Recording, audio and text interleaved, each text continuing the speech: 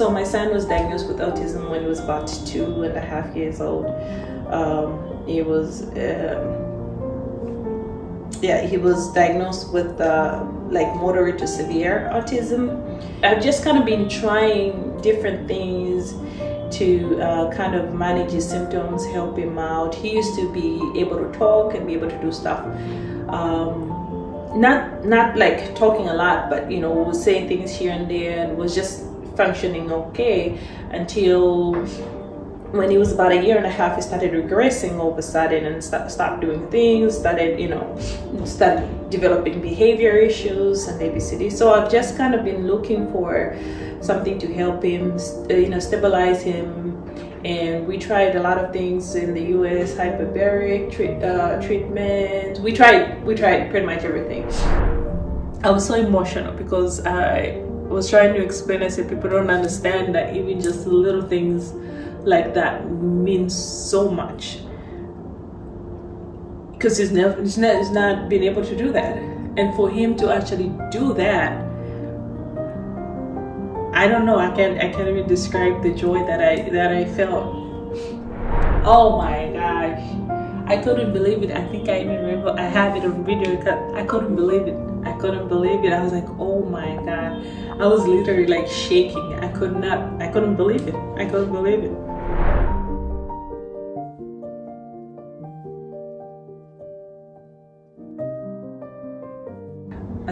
My name is Mumba Carrington.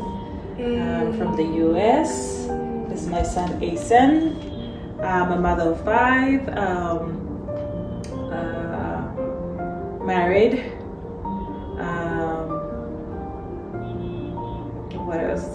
I work as a nurse. So I had, as you can see, my son was diagnosed with autism when he was about 2.5 years old. He was diagnosed with like moderate to severe autism,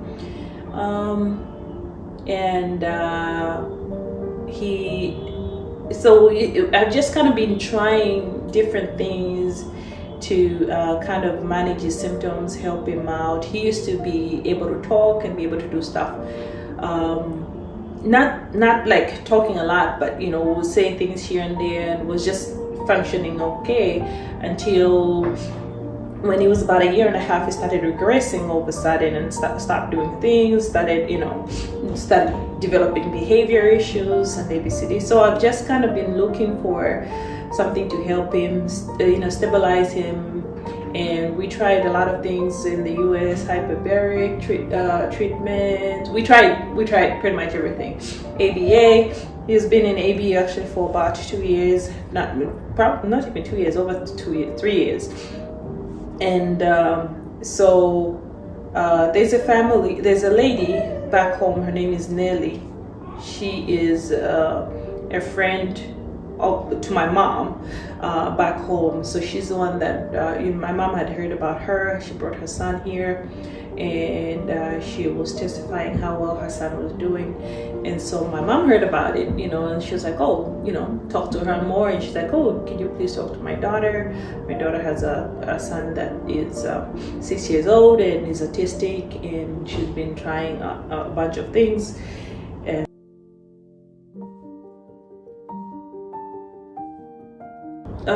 So initially he also had seizures. Was diagnosed with seizures. Never had multiple, just a few. More than, I think I had only multiple. One time, it was a one-time incident for the most part. Then the second time, the doctor just thought he was having like partial seizures and stuff, but no complete conversion. So he had a history of that, and then autism. And as autism started kind of progressing, even through AB and everything, it was completely non-verbal.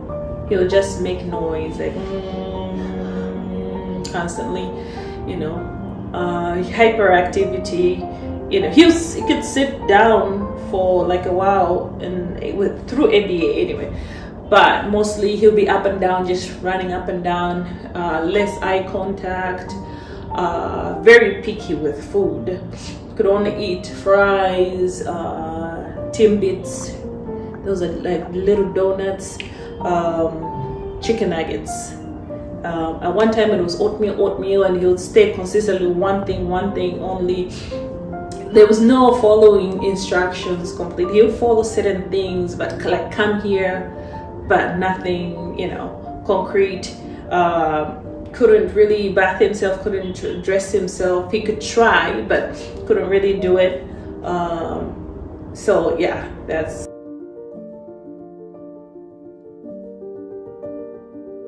Oh my goodness, the communication is the main thing. The communication, not knowing when he's not feeling well, what's wrong, or just simple tasks of put on your clothes, or time to take a bath, or just food, as simple things as food, like not knowing what to feed him. He just wants the same things over and over. Some of those things are not healthy foods, but you can't really stop it, because otherwise he's not going to eat.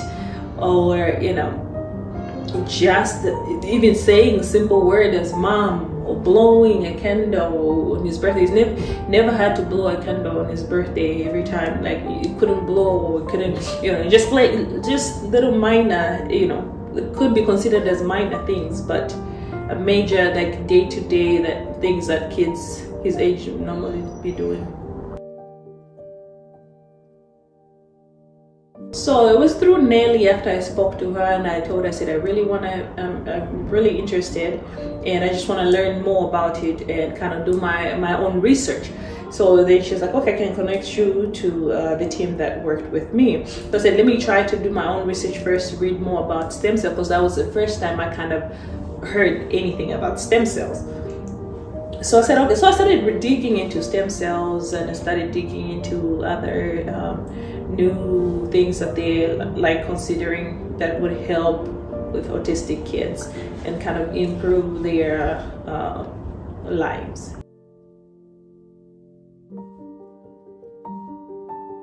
So what convinced me was, after I did my research, well, first of all, first and foremost, it was the fact that Nelly had told me how well her son was doing, and she, so that was very important, to actually hear parents saying, like, listen, I've not seen my son do this well, and he's older, but he's able to eat well now. He's able to eat ABCD, and he's a little more independent. He's at least 70% independent now, and so that was part of the reason. But the second reason was, after doing my own research, reading about stem cells and about what StemRx does. One hospital, one company will be doing one thing only, not in combination of everything. But they're all saying on how that has helped autistic kids. So I'm like, well, wouldn't it make sense if somebody's doing all of this in one? Because if you're saying that FMT helps with the stomach, because they're relating all that to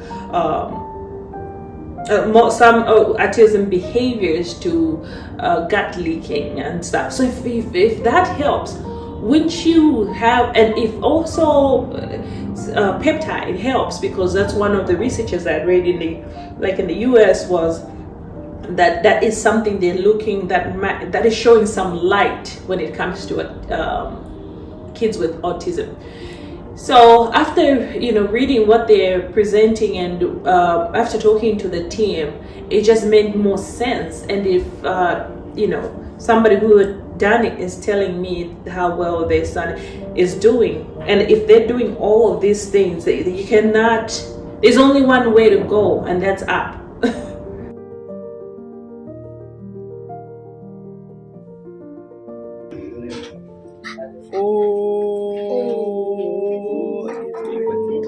My experience has been actually wonderful. My experience has been great. The staff is very nice. Dr. Mahajan is just an amazing doctor.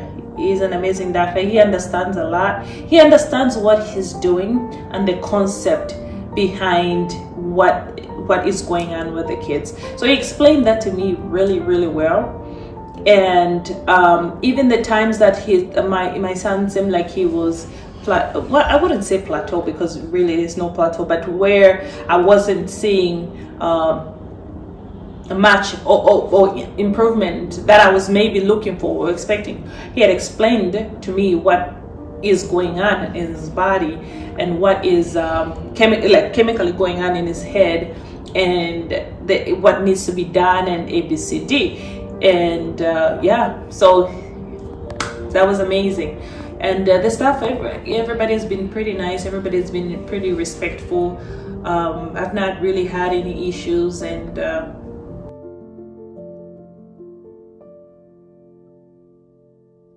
oh my goodness, improvements. First and foremost, he can actually talk.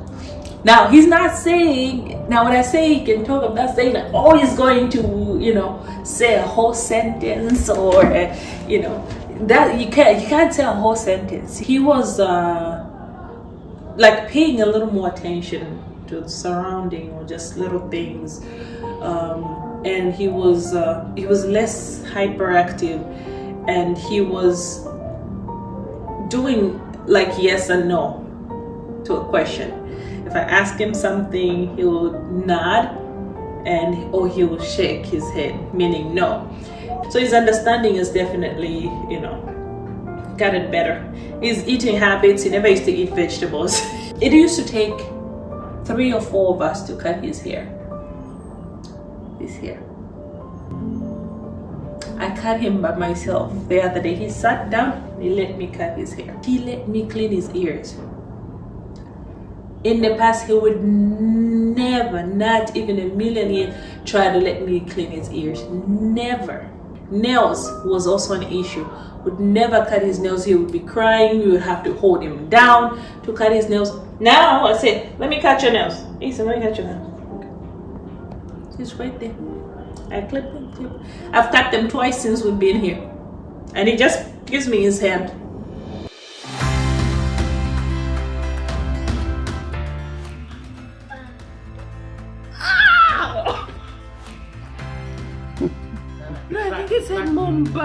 Oh my gosh, I couldn't believe it. I think I even remember, I have it on video. I couldn't believe it. I was like, oh my god. I was literally like shaking. I couldn't believe it.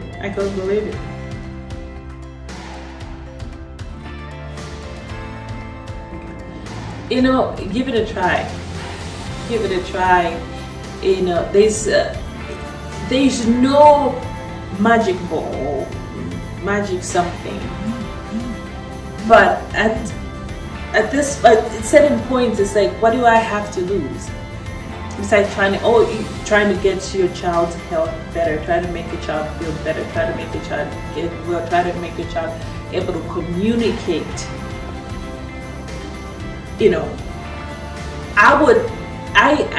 I've contacted probably about 5 of my friends or family members that I know that have autistic kids. I'm like, you need to give your child a chance. If you can, why not give it a try? You'll be amazed. I have not seen a child here that has not benefited. Now, like I said, every child is different, and everything, it may be little, but I've not seen a child here that's left the same. Something would work. Does that mean the program is perfect? No, it's not. There's no perfect anything, otherwise we'll be lining up there. It's trying just like anything else, just like ABA, just like whatever out there is out there, just like we were trying with COVID. You have to give it a try. You have to try. And if that doesn't work for your child, you try it again. Give it a chance. At least, what I've been told from this, from the stem cell, is at least try it 3 times. But even just seeing how the first one has done, like how he's doing so well.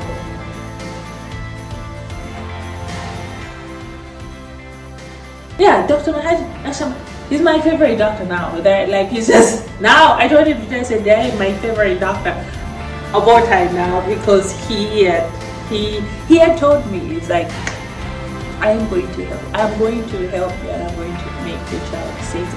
If nothing at all, I'm going to make your child say mom at least." And he did. They know what they're doing. You just have to trust the process and trust them. They know what they're doing.